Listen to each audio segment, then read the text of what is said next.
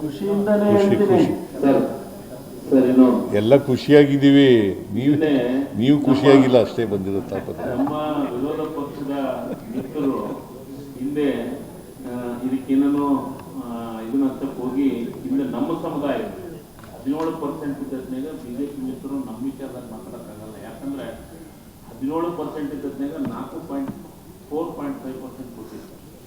ಇವತ್ತು 15%ನೊಳಗೆ 4.5% ಕೊಟ್ಟಿದ್ದಲ್ಲ, ಅದು ನಿಜವಾಗ್ಲೂ ನಾನು ಅಭಿನಂದನೆ ಹೇಳಲಿಕ್ಕೆ ಇಷ್ಟ.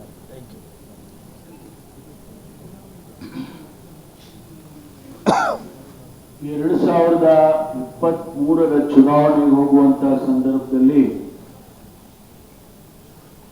ಕಾಂಗ್ರೆಸ್ ಪಕ್ಷ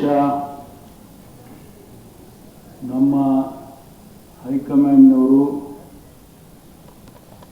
ಬಹಳ ವರ್ಷಗಳಿಂದ ಬೇಡಿಕೆ ಇದ್ದಂಥ ಒಳ ಮೀಸಲಾತಿಯನ್ನು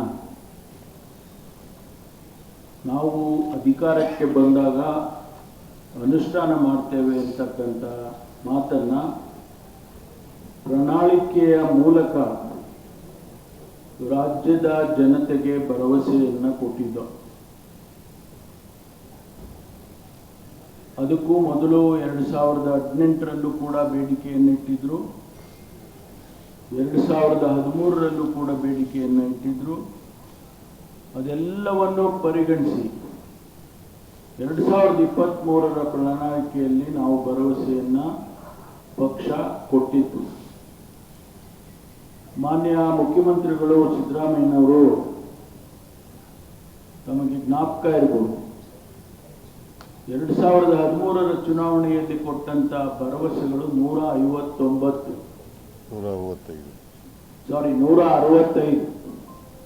158 ಭರವಸೆಗಳನ್ನು ಕೂಡ ಯಾರಾದರೂ ಒಬ್ಬ ಮುಖ್ಯಮಂತ್ರಿ ಒಂದು ಪಕ್ಷ ಅನುಷ್ಠಾನ ಮಾಡಿದೆ ಅಂತ ಹೇಳಿದ್ರೆ ಅದು ಮಾನ್ಯ ಸಿದ್ದರಾಮಯ್ಯನವರು ಮುಖ್ಯಮಂತ್ರಿಗಳಾಗಿ 2013ರಿಂದ 2018ರವರೆಗೆ.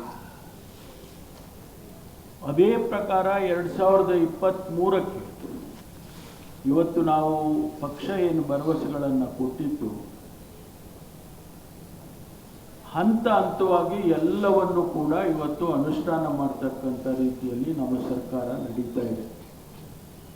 ಬಹಳ ಮುಖ್ಯವಾದಂಥದ್ದು ಇದು. ಇಡೀ ದೇಶದಲ್ಲಿ ಎಲ್ಲ ರಾಜ್ಯದಲ್ಲೂ ಕೂಡ ಒಳ ಮೀಸಲಾತಿಯನ್ನು ಕೊಡಬೇಕು ಅಂತ ಹೇಳಿ ಬೇಡಿಕೆಯನ್ನು ಇಟ್ಟಿದ್ದಾರೆ. ಈಗಾಗಲೇ ಹರಿಯಾಣದಲ್ಲಿರ್ಬೋದು, ಪಂಜಾಬ್ನಲ್ಲಿರ್ಬೋದು, ತೆಲಂಗಾಣದಲ್ಲಿರ್ಬೋದು, ಆಂಧ್ರ ಪ್ರದೇಶದಲ್ಲಿರ್ಬೋದು, ಇಲ್ಲಿ ಅವರವರಿಗೆ ತಿಳಿದ ರೀತಿಯಲ್ಲಿ ಅನುಷ್ಠಾನವನ್ನು ಮಾಡಿದ್ದಾರೆ. ಕರ್ನಾಟಕದಲ್ಲಿ ವಿಶೇಷತೆ ಏನು ಅಂತ ಹೇಳಿದ್ರೆ 101 ಸಮುದಾಯಗಳು ಹರಿದು ಹಂಚಿ ಹೋಗಿರ್ತಕ್ಕಂಥ ಸಮುದಾಯಗಳು, ಬಹಳ ಕಡಿಮೆ ಸಂಖ್ಯೆಯಲ್ಲಿ ಇರ್ತಕ್ಕಂಥ ಏನು ಸಮುದಾಯಗಳು 18% ರಿಸರ್ವೇಷನ್ ಇರುವಂಥ ಸಂದರ್ಭದಲ್ಲಿ ನಮಗೇನೂ ಸಿಕ್ಕೋದಿಲ್ಲ, ಯಾವುದೋ ಒಂದೆರಡು ಸಮುದಾಯಗಳು ಮಾತ್ರ ಅವರಿಗೆ ಸಿಕ್ಕತ್ತೆ ಅನ್ನುವಂಥ ನೋವನ್ನು ಆಗಾಗ್ಗೆ ಹೇಳ್ತಾ ಇದ್ರು.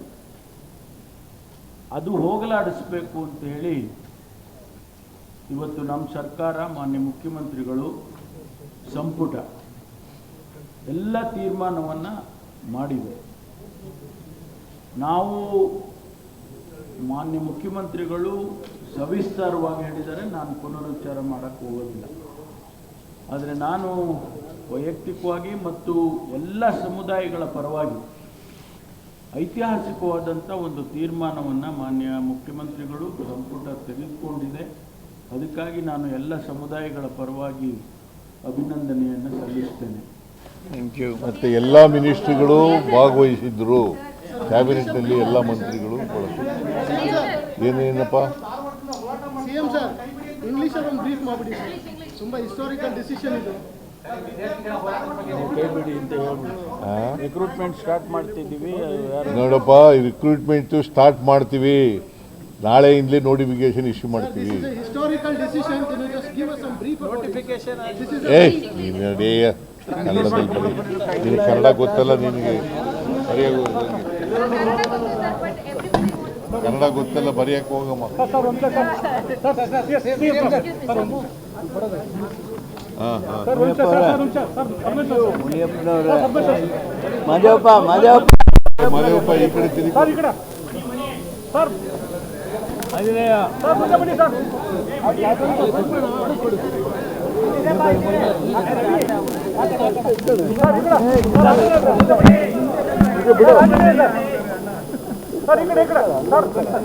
ಸಾಮಾಜಿಕ ಅಧಿಕಾರಿ ಸಿದ್ದರಾಮಯ್ಯ ಸಾಹೇಬ್ರಿಗೆ ಸಾಮಾಜಿಕ ಅಧಿಕಾರಿ ಸಿದ್ದರಾಮಯ್ಯ ಸಾಹೇಬ್ರಿಗೆ ಸರ್ ಈ ಕಡೆ ಹಂಗೆ